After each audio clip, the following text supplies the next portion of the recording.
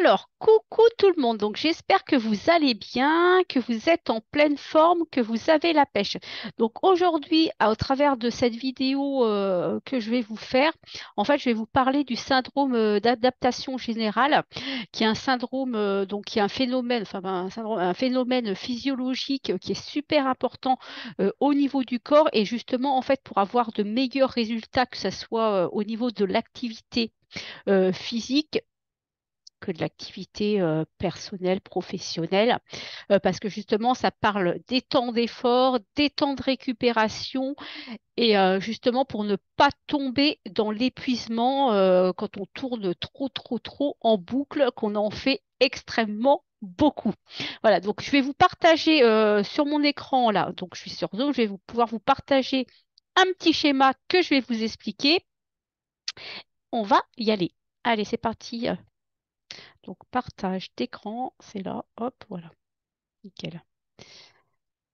Donc, je vous ai fait un schéma, donc le schéma d'adaptation, hein, le syndrome d'adaptation générale. Donc, vous avez une partie, la partie haute, là, qui est une partie positive, on va dire, et une partie en dessous, qui est une partie un peu plus négative.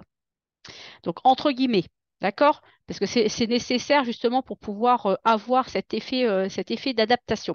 Donc, l'état initial, qui est notre état auquel on est actuellement quand on fait rien du tout, qu'il n'y a pas de stress ni quoi que ce soit, qu'on ne fait pas d'entraînement physique. Donc, c'est notre état de départ, d'accord? Vous avez la sollicitation. Donc, la sollicitation, ça peut être soit un stress que vous vivez au quotidien dans votre vie professionnelle, soit un stress que vous vivez dans votre vie perso, ou éventuellement une activité physique. Donc, vous démarrez un entraînement, ce qui provoque un stress positif, là, puisque c'est une activité physique qui va permettre de progresser normalement si vous faites un exercice physique qui est adapté à votre condition. Donc, c'est la sollicitation, donc soit le stress, soit l'activité physique qui va engendrer une fatigue. Donc, au bout de la séance, bien sûr, on va être un peu plus fatigué que l'on était au début, n'est-ce pas? Donc, c'est un peu l'objectif quand même. Donc, on a la fatigue, hop, la phase de fatigue. Quand on arrête la séance ou quand le stress s'arrête, c'est impératif justement à ce moment-là d'avoir un temps de récupération. Donc, le temps de récupération est plus ou moins long en fonction du stress ou de l'activité physique exercée. Donc, si c'est une activité, par exemple, à haute intensité, c'est comme j'explique souvent, le temps de récupération est beaucoup plus long. Donc, il faut au moins 1 ou 2 jours, entre 48 à 72 heures de récupération après des activités à haute intensité. Donc, au niveau du renforcement musculaire, par exemple, c'est hyper important toujours d'avoir au minimum un jour. Alors, après, ça dépend si vous travaillez, par exemple, le bas un jour et vous travaillez le haut l'autre jour. Bien sûr, vos jambes vont récupérer et votre haut du corps. Donc, après, c'est tout un dosage, hein. Alors, donc, vous avez la récupération. Hop, la récupération et le phénomène magique, justement, pour que le corps puisse progresser, c'est qu'en fait, il va y avoir une surcompensation. Donc, on va dépasser l'état initial. On va passer l'état initial. Hop, hop, hop. Le temps passe, le temps passe, le temps passe. Et après, on revient à l'état initial.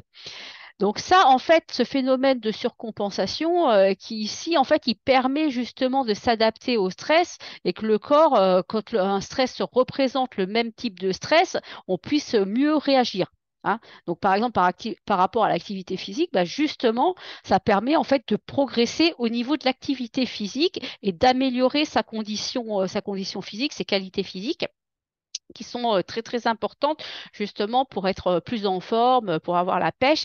Et c'est valable aussi, ce petit schéma-là, pour celles qui veulent perdre du poids, qui veulent mincir, c'est également très important. Parce que si on fait pas les temps de récupération, à un moment donné, le corps, il va être hyper stressé et il va empêcher de progresser, il va empêcher de perdre du poids. Bon, c'est pas le sujet, mais c'était une petite aparté. Donc, vous avez ce petit schéma qui est super bien. Donc, je vais vous poser deux, trois questions sur ma page suivante. Alors, ma page suivante, elle est là. Donc, vous avez quatre schémas. Petit quiz. Petit quiz. Lequel de schéma est le mieux? Lequel de schéma il faut surtout éviter? Donc, voilà. Donc, vous avez quatre possibilités, soit le 1, soit le 2, soit le 3 soit le 4. Donc, je vous laisse quelques secondes, voilà, quelques instants pour réfléchir. Éventuellement, ce que vous pouvez faire, c'est noter bah, lequel est le mieux et mettre pourquoi vous trouvez que pourquoi vous avez mis cette réponse. Et par rapport à celui qu'on devrait justement éviter, me mettre pourquoi justement également c'est important de l'éviter. D'accord? Donc, et puis je vais vous expliquer. Donc, on va voir les quatre phases donc par rapport au syndrome d'adaptation. Donc, c'est vraiment un phénomène physiologique hein, qui se passe dans le corps. C'est par exemple quand on est agressé par un ours, ça se met, voilà, il y a le corps qui se met en réaction. Il y a tous les paramètres cardiovasculaires. Le cœur qui va s'emballer, euh, il va y avoir du sang qui est envoyé pour qu'on puisse soit prendre la fuite, soit attaquer. Bon, on va peut-être pas attaquer un ours, hein, on est bien d'accord avec ça. Mais par contre, ou sinon on va aussi peut-être rester figé. Alors ça, c'est moins drôle si on reste figé face à un ours. L'ours, il va vite. Bref, donc c'est vraiment un schéma qui est programmé et que c'est important en fait vraiment. Les phases de récupération sont hyper importantes. Donc par rapport à ces quatre schémas, donc il y en a un qui est super intéressant, c'est le numéro un. Le numéro un, pourquoi? Vous voyez bien, en fait, donc votre état initial, il est ici. Et en fait, vous montez, vous montez, vous montez, vous montez, vous montez. Ça veut dire qu'en fait, vous avez une progression au niveau de votre condition physique. Donc, donc pour avoir ce type de schéma et avoir justement une progression au niveau de tous vos paramètres, que ce soit au niveau de l'endurance, au niveau de la vitesse, au niveau de la résistance, toutes les qualités physiques, souplesse, etc., perte de poids et tout. Donc, hop, vous avez votre sollicitation là qui est là. Donc, on a toujours la sollicitation qui engendre bien sûr de la fatigue. C'est normal. C'est normal. Après, vous allez avoir la phase de récupération. La phase de récupération, donc on monte, on a la surcompensation, donc l'effet magique qui est lié à ce syndrome d'adaptation. Et en fait, pour pouvoir justement avoir cette progression, ce qu'il va falloir faire, c'est à un moment donné, reprendre l'entraînement, puisqu'on veut progresser, on est d'accord. Parce que si on fait un entraînement et qu'on attend 6 mois pour faire un autre entraînement, vous verrez, c'est le schéma numéro 2. C'est-à-dire qu'en fait, on va rester au même état. Il ne va pas y avoir de progression. D'accord? Donc, on remet donc un entraînement, puisqu'on va parler de l'activité physique, on remet un entraînement au niveau de la phase de surcompensation. Donc, comme la phase de surcompensation est au-dessus de l'état initial, en fait, le départ initial pour votre deuxième séance d'activité physique est plus haut que le départ. Donc, forcément, hop, fatigue, on refait la phase de récupération qui est hyper importante, donc qui dépend, le temps et l'intensité dépendent vraiment de l'exercice que vous avez fait avant. Donc hop, hop, hop, la surcompensation. Et là, on ressollicite au niveau de la surcompensation.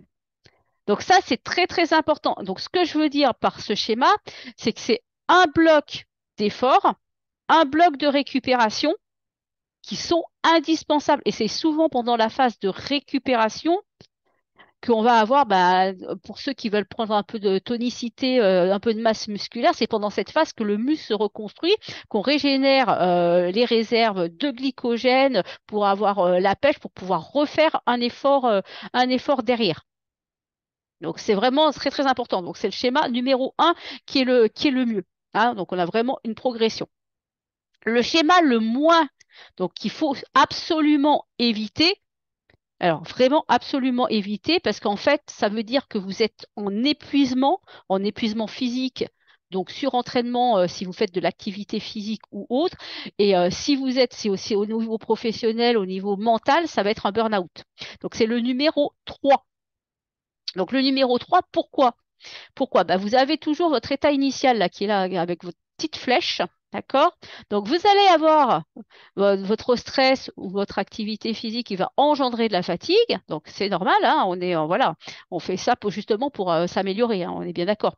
Donc là, vous allez faire, allez, je me dis, oh, je vais récupérer, allez, pendant 4 heures, hop, hop, hop, et je vais remettre le couvert, je vais refaire une activité physique qui ressollicite, admettons, les mêmes muscles, les mêmes filières énergétiques et tout ça. D'accord? Je ressollicite, qu'est-ce qui se passe? J'ai pas eu ma phase de surcompensation là. Vous voyez? Hop, ça monte pas au-dessus. Ça reste en dessous. Donc, un petit peu dans l'effet négatif. Et je ressollicite et ça redescend. J'ai la fatigue, la fatigue, la fatigue. Bon, je récupère, allez, 1 ou 2 heures, voire qu'une heure, admettons. Hein. Hop, hop, hop, je ressollicite. Et au final, en fait, vos réserves, elles descendent, elles descendent, elles descendent. Et en fait, vous vous retrouvez justement en surentraînement physique, en surentraînement mental, parce que c'est aussi valable pour tout ce qui est mental, hein. Le cerveau est un muscle. Donc ça, c'est super à éviter absolument. Donc c'est vraiment important et je tiens à ce que vous en preniez conscience. Et c'est pour ça que je vais vous faire un petit exercice où vous notez sur votre feuille, vous notez ce que vous faites au niveau de l'activité physique, au niveau de votre activité professionnelle, au niveau de votre activité personnelle. D'accord? Vous faites le point. Vous faites le point et vous voyez, vous vous dites déjà, est-ce que je suis épuisé? Est-ce que je progresse? Est-ce que je stagne? Si vous stagnez et si vous êtes épuisé, c'est qu'il y a quelque chose à changer. Donc, c'est important de revoir ce que vous faites au jour le jour, au quotidien, pour essayer de mettre un plan d'action qui soit efficace et qui vous permette d'être en énergie, d'être bien, parce que quand on est fatigué, de toute manière, on ne se sent pas bien. Hein, on n'est pas bien avec les autres non plus, hein, parce qu'on est énervé, on est fatigué, on supporte plus rien. Donc quand on est en phase, on peut plus se lever. Quand on est en phase d'épuisement, c'est souvent comme ça. Donc voilà, donc vous voyez là le schéma numéro 3, en fait, c'est une pente descendante en fait qui mène à l'épuisement, à la dépression et tout ça. Donc c'est vraiment important de faire le point sur ce qu'on fait par rapport aussi à l'activité physique pour pas se retrouver dans cette courbe. Hein, voilà. Le numéro 2, bon, j'en ai un peu parlé tout à l'heure. Le numéro 2, en fait, vous avez votre état initial.